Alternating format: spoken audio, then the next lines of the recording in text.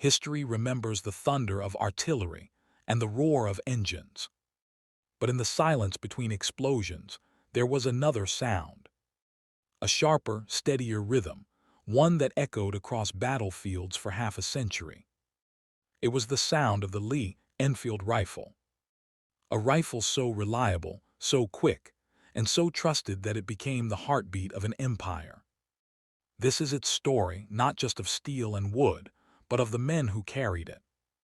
From the sun-baked hills of South Africa to the blood-soaked trenches of the Somme and beyond, the Lee Enfield did not just fight wars. It shaped them. The British Empire of the late 19th century was vast, stretching across oceans, jungles, and deserts. Its soldiers carried the weight of that empire on their shoulders and in their hands. By the 1890s, the standard British rifle was the Lee Metford, accurate but slow. The world was changing, war was changing, and the British Army was about to find out the hard way. In 1899, war erupted in South Africa. The Boers, Dutch settlers turned guerrilla fighters, were fast, mobile, and deadly accurate. They carried Mauser rifles from Germany, firing smokeless ammunition with precision that stunned British commanders. At Spion Kop, Colenso, and Magersfontein, British troops marched in bright red tunics and fought in old formations, only to be cut down by men they could barely see. The Empire's pride was bleeding out in the dust. And the rifle was to blame. Back in England, military minds scrambled. The solution was simple but revolutionary: faster loading, smoother cycling, greater firepower. From this crucible of failure, a new rifle was born, the short-magazine Lee Enfield, known as the SMLE. Adopted officially in 1903, it was shorter, stronger, and faster. A 10-round magazine, double that of most European rifles. A bolt that could be worked with astonishing speed. And a design that could endure the mud, dust, and rain of the Empire's farthest reaches. It was a rifle for soldiers who needed reliability more than perfection. And soon it would face the ultimate test. August 1914. Europe caught fire. Empires collided in a storm that would swallow a generation. The British Expeditionary Force, the old Contemptibles, crossed the Channel armed with their new SMLE rifles. They were few in number, but they were professionals, trained to fire 15 aimed rounds per minute. To the Germans, that rate of fire seemed impossible. At Mons, the British line held firm. German troops advanced in waves, confident, shouting, unstoppable. Then the rifles spoke. Crack, crack, crack, crack. A storm of bullets tore through the ranks. German survivors swore they'd been facing machine guns. But there were no machines. Only British riflemen, calm, disciplined, deadly. The Lee Enfield had found its place in history. The Mad Minute became legend. British soldiers practiced it endlessly. 15 aimed shots in 60 seconds, each round striking the target at 300 yards. A skilled rifleman could do it blindfolded. Load, aim, fire. Load, aim, fire. The rifle's smooth bolt made it possible, a perfect balance of engineering and instinct. But war is not a competition of skill alone. It is mud, fear, and blood. By 1915, the Western Front had frozen into a nightmare. The trenches stretched from the North Sea to Switzerland. Men lived and died in mud, surrounded by the stench of decay. And through it all, the Lee Enfield endured. When the artillery fell silent, it was the rifle's turn to speak. When the Germans attacked, the riflemen answered with speed and fury. Each man became his own machine gun. The rifle was not merely a weapon now. It was a companion, a lifeline, the one thing that could be trusted when the world turned to chaos. 1916. The Somme. The British High Command promised a breakthrough. A week-long artillery barrage would obliterate the German lines. Then the infantry would walk forward and take what was left. But when the whistles blew, the Germans were still there. Machine guns waited in silence and then opened fire. On that first day, nearly 60,000 British soldiers fell. But those who survived, those who crawled into shell holes and fought for every yard, they had one friend, the Lee Enfield. In the mud of the Somme, where nothing mechanical could survive, the rifle still worked. It was cleaned with oily rags, guarded like gold, fired till the barrel smoked. German rifles jammed, French ones fouled. But the SMLE just kept firing. Through rain, through blood, through terror it fired. By the end of 1916, it was no longer just a piece of equipment. It was the beating heart of every British trench. 1917. If the Somme was a graveyard, Passchendaele was hell itself. Endless rain turned the ground to liquid. Men drowned standing up. Guns sank into the mire. And still the fighting went on. The Lee Enfield had to be held high above the mud, because to let it sink meant death. Riflemen would cradle it like a child, wrapping it in oilcloth, keeping it alive even when they were starving. The Enfield was more than a rifle now. It was hope. At Passchendaele, soldiers fought not for glory, not for medals, but to survive another day. And survival depended on the one thing that never failed them. When the war finally ended in 1918, the Lee Enfield had earned a reputation unmatched by any other rifle in history. It had outperformed, outlasted, and outshot its rivals. And it had done so in the most brutal war mankind had ever known. But peace would not last. The Great War ended, but the empire endured. And the rifle that had saved it continued to serve. In the 1920s and 30s, the Lee Enfield evolved. The No 1 MKII was refined. Factories in Enfield, Birmingham, and India produced rifles by the thousands, each stamped with the crown of the empire.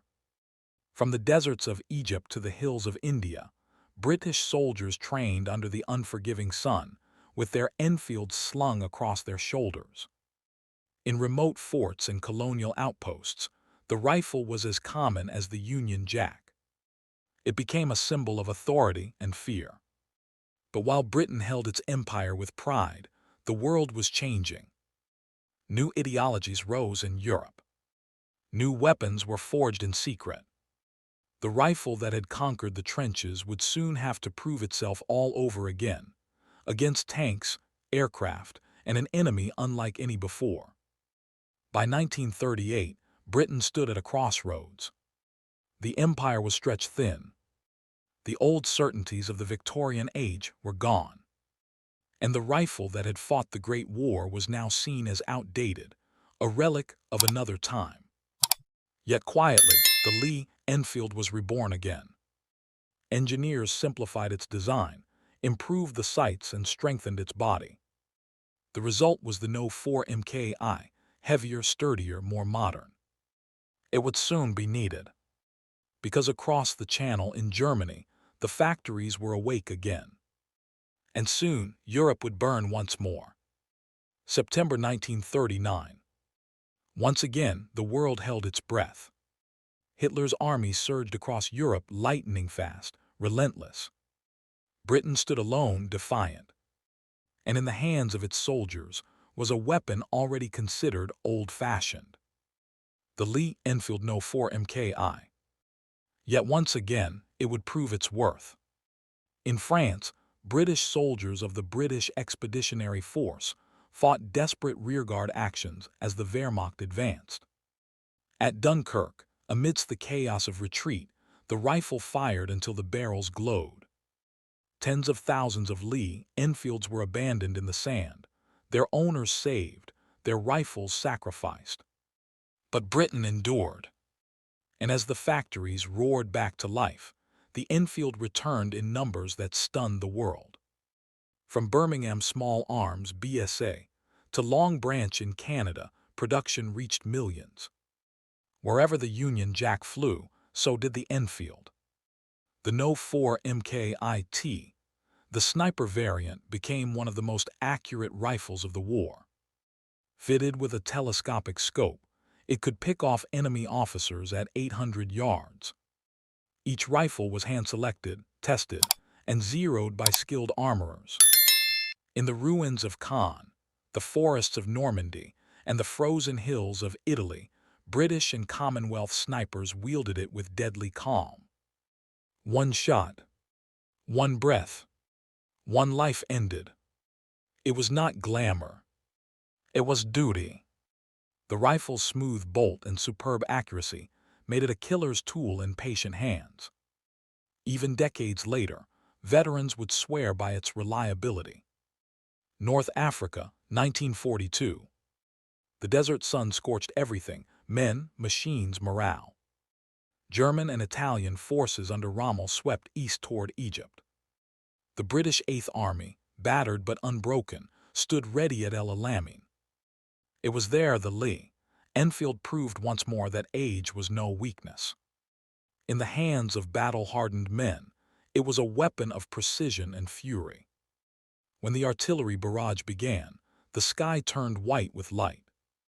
Then the riflemen moved forward, thousands of them, advancing through the sand, firing as they walked.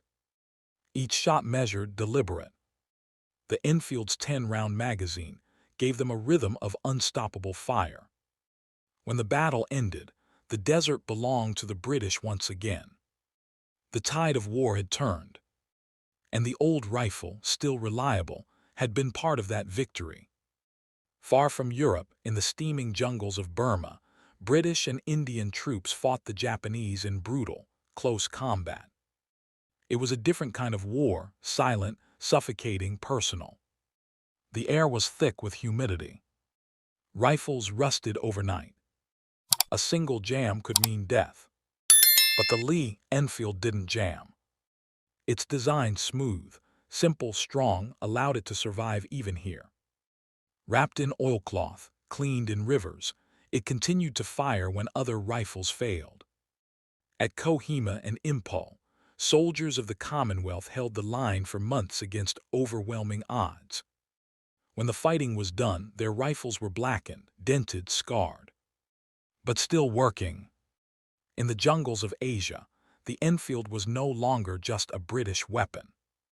It was a weapon of the world. 1945. The guns fell silent once more. The world was in ruins. The British Empire, victorious but exhausted, began to fade. But the rifle remained. As colonies gained independence, the Lee Enfield marched on in new hands. From India to Pakistan, from Kenya to Malaysia, armies built from the empire's fragments trained with Enfields. It became a symbol of transition, from imperial might to national pride. In India, the Ishapur arsenal continued to produce the No. 1 MKII long after Britain stopped. In Africa, it armed police, rebels, and freedom fighters alike. In Ireland, it was smuggled and hidden, part of a long, bitter struggle. The Lee Enfield had become something no designer ever intended, a weapon of every cause. When the Korean War broke out in 1950, the rifle found itself in battle again. British and Commonwealth troops carried the No. 4 across icy hills and frozen rivers. Against Chinese and North Korean waves, the rifle's rapid fire once again saved lives. Later, in the jungles of Malaya, it was used against communist insurgents. In ambushes, its bolt-action precision was preferred to the newer automatic rifles. Old soldiers said it simply felt right. Solid, trustworthy. A companion they'd known for years. And though newer rifles appeared, the FNFAL, the self-loading rifle, many soldiers quietly held on to their Enfields for as long as they could. Because some tools earn a loyalty that never dies. By the 1960s, the world was moving on. Automatic rifles dominated battlefields. The bolt-action rifle was history. And yet the Lee Enfield refused to die. In Northern Ireland, British police still carried it for marksmanship. In India, it was still issued to police and reserve forces. Even into the 1990s, it was seen in Kashmir, Afghanistan, and Africa, its wooden stock worn smooth by generations. Some rifles had been rebuilt, rechambered, reissued. The Ishapur II-A1, firing 7.62 NATO rounds, extended the Enfield's life deep into the Cold War. Half a century after its birth, it was still fighting wars and still winning them. In Afghanistan's mountains, after the Soviet invasion of 1979, old Enfields fired again. Some dated back to the First World War. They had passed from empire to tribe, from soldier to shepherd to rebel. Each scratch, each dent, a record of history. Even in the 21st century, when British troops returned to Afghanistan, they sometimes found villagers carrying rifles older than their grandfathers' Lee Enfields that still worked, still deadly. 100 years after the first shot was fired from its barrel, the rifle's echo had not faded. The Lee Enfield is not just a rifle. It is a story of endurance, of craftsmanship, of human connection. It was the rifle of empires, yes, but also the rifle of ordinary men. Of the farmer turned soldier, the student turned marksman, the father who never came home. Its wood soaked up sweat, mud, and blood. Its steel carried the marks of fingers that loaded it in fear and fired it in hope. In museums, it sits silent now, polished, admired. But if you hold one close, if you feel the cold weight of the bolt sliding home, you can almost hear it again, the heartbeat of history. The Lee Enfield was not the most modern rifle, nor the most powerful, but it was perhaps the most human. Because for more than half a century, wherever there was a soldier in British khaki, there was the Lee Enfield. And even today, in far corners of the world, that sound still echoes. Crag, crag, crag. The rifle that shaped empires and refused to die.